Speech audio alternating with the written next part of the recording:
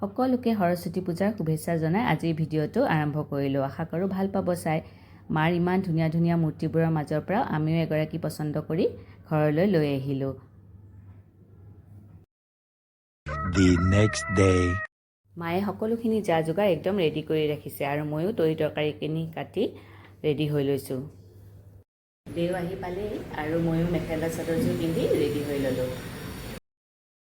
দেৱে যা যোগাৰখিনি কৰে মানে আমিও ৰন্ধা বঢ়াখিনি আগবঢ়াই থ'লোঁ যাতে পূজা ভাগত ভালদৰে বহিব পাৰোঁ।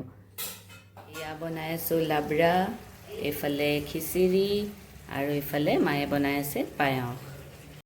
এইবাৰলৈ তৃতীয়বাৰৰ বাবে পূজা ভাগ আমাৰ ঘৰত খুব সুন্দৰকৈ নীতি নিয়মৰ মাজেৰে অনুষ্ঠিত কৰা হ'ল। লাবৰা ৰেডি হৈয়ে গ'ল। কেতিয়াবা কিছুমান বেঙেনাত বৰকৈ তেল খায়, সেইকাৰণে যেতিয়া বেঙেনাটো ভাজা যায় তেতিয়া অকণমান যদি এনেদৰে শুকান বেচন ছটিয়াই দিয়ে তেতিয়াহ'লে তেল বহুতখিনি কম লাগে। এইটো এটা সৰু টিপছ দিলোঁ। এই টিপছটো মই মোৰ বাৰ পৰা শিকিছিলোঁ।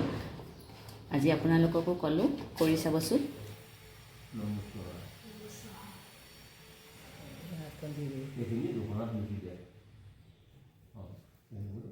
দুয়োটা ল'ৰাই এয়া বৰণ দিছে।